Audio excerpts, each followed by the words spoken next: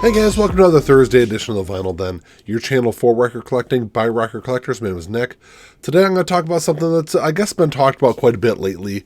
There was a Billboard Top 200 year-end list that came out where a bunch of people were, saying that was evidence that the rock music was dead because there wasn't any new rock music on there. Where today I'm going to kind of talk about why I think 2021 was actually kind of a great year for rock music and almost like a resurgence of rock music. If you haven't done so yet, make sure you click on that link down below. Go check out the Vinyl Den Facebook group. I know I say it every week, but just a cool place to continue the music conversation. There's also a couple other links down there. There's one for the Vinyl Den merch page where we got these cool Vinyl Den t-shirts and sweatshirts on there.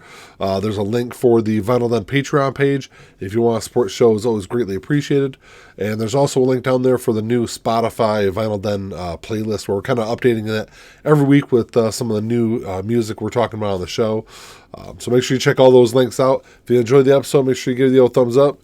Hit that subscribe button down below. And make sure you hit that notification bell so you're notified every time we release new episodes. So like I said, Billboard came out with their year-end top 200 albums. And, a lot of the stuff on there, a lot of those albums are kind of like legacy albums. Albums that have been out for, 5+ years that I think are always kind of, going to be on those kind of year-end lists because they just sell a lot of albums. The Eagles' greatest hits and things like that. That's kind of the stuff that's always going to sell. I think a lot of people kind of picked up the fact that there wasn't a whole lot of new rock music on there. I actually had a conversation on Facebook, probably maybe a couple of days after the article came out, about because there was a guy kind of going on about how this is it. This is how this was proof that rock is in fact dead. That the mainstream really doesn't care about rock music because there wasn't any new rock albums on there. But going over the list, there was a rock album at number 2. I mean, Olivia Rodrigo's "Sour." It might not be like a traditional rock album, but there are very strong rock songs on there. It's a very rock-driven album, and it's one that if you haven't checked it out, I think you're really missing out on something. So, I think us as rock fans kind of get stuck in our like traditional view of rock music. We want the Beatles kind of rock music, or Led Zeppelin, or Rolling Stones, or Pink Floyd, or even like 80s metal bands. Those, I think if we're stuck in that kind of traditional view of rock music, I think we're always going to kind of see it as not being there or not being seen by the mainstream. But there's a lot of albums. I think 2021 was the year that really proved that rock music is not dead. It's doing just fine. And the mainstream is actually really paying attention to rock music. I think one of the biggest successes and probably one of the bigger musical risks in 2021 was Halsey, who's always been kind of like this pop kind of artist, even though she's always says that she doesn't consider herself a pop artist. I think it's kind of overall is where everyone kind of puts her into that category. But she teamed up with basically Nine Inch Nails. It was Trent Reznor that produced the album. And her new album, If I Can't Have Love, I Want Power, first off, it's a fantastic album. It's a very industrial kind of album. It is a rock album. It definitely fits that mold. Rock is a very big umbrella. There's a lot of subgenres that go into that.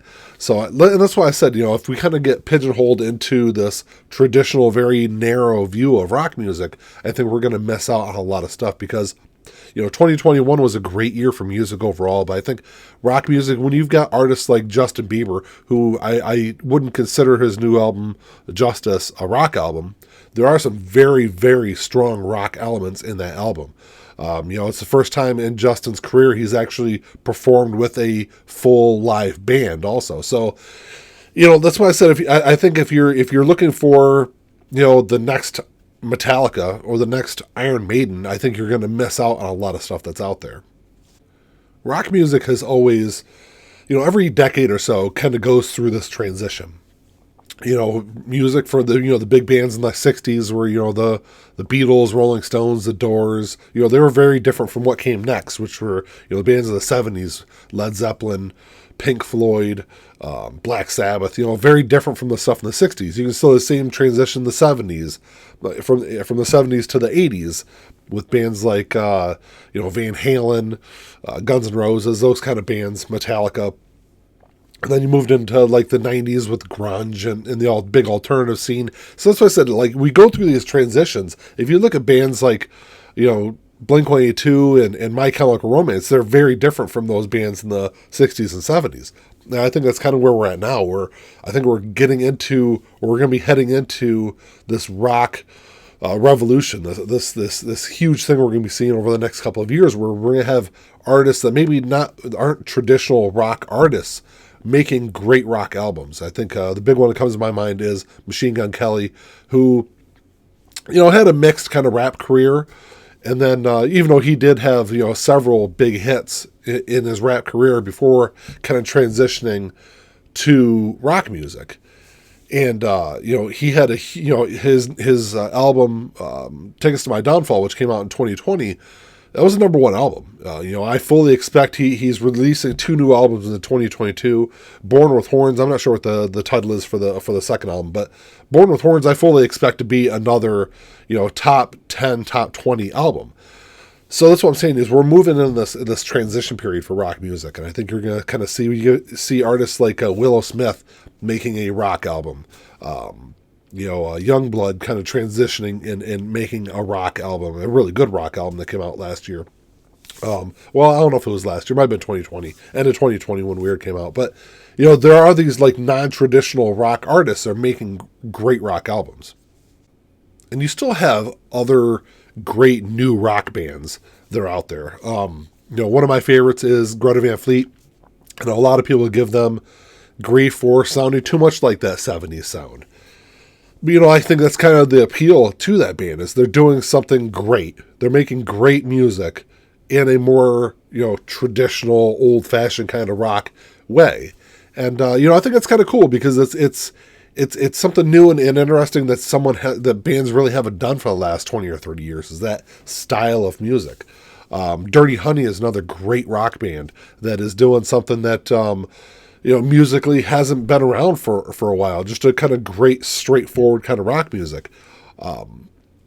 There's another band, I believe that's Nothing Nowhere is another band I kind of came across just within the last several days that they had a new album that came out last year. It's something I've listened to a bunch in the last couple of days. Just another great rock band. And these are bands I think over time are going to get more and more mainstream attention because of what I was saying before, where you're getting these collaborative efforts with other genres, members from other genres, whether it's rap artists, whoever, kind of bringing in a rock sound, and I think that collaboration is what's going to bring more mainstream attention to rock music. I think gone are the days where rock music is going to be the dominant force that it was for, 40, 50 years. I don't think we're ever going to get back to that point just because there's so much music out there. And there's so many different avenues that artists can go through to promote their music. And we kind of lost that big thing that we had for, from the 80s until, the early 2000s, which was MTV. MTV was a great vehicle to kind of push new music, new rock music, because they would have rock specific shows on there, and it was a great vehicle for bands to promote themselves. Well, they really don't have that anymore. We've lost MTV for the most part. We've lost a lot of traditional radio stations. So bands have kind of tried to become a little more creative on how they promote themselves, and that's why I think you're seeing like crossovers from different genres, these collaborations that have really been a great tool to promote some music into the mainstream. I think TikTok is a great place for a lot of musicians to kind of promote their music. And some have done it in a really great way. And some of those videos have kind of gone viral over the last year or two. And, I think that's kind of another way to see that, yes, rock is still a viable force, that a lot of young people still listen to rock music. Yes, they listen to some older stuff, but I think they're listening to primarily a lot of the new stuff. I think that's why Olivia Rodrigo had such a great success with her debut album Sour last year and sold, a bunch of copies on CD and vinyl, because young people are gravitating to rock music. So yes, I'm here today to announce that rock is not dead. Rock is very much alive, and that I guess I just don't get the argument that people. Yes, like I said, if you listen to a very, very specific subgenre of rock music that existed for 4 years in the 1980s, yeah, if that's all you listen to, then yeah, I can see where you can have that opinion that rock is dead, because you're not getting those same kind of albums and songs that you got 30 years ago. But I think if you kind of go into rock music with a little more of an open mind, and see the transition that rock is going through now, and I still think it's in its infancy, the revolution or the transition or evolution, whatever you want to call it, that rock is going through now.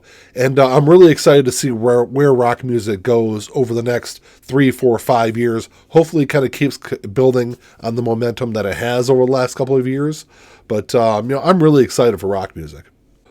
Well, that's all I got for you today, guys. Thanks for checking the show out. Drop me a comment down below. Let's have this conversation about rock music, because I know that it seems like it can be kind of a polarizing a topic. So let me know what you guys think. Let's have that conversation. If you enjoyed the episode, make sure you give me the old thumbs up. Hit that subscribe button down below. And that's all I got. Until next time, keep on spinning. Peace.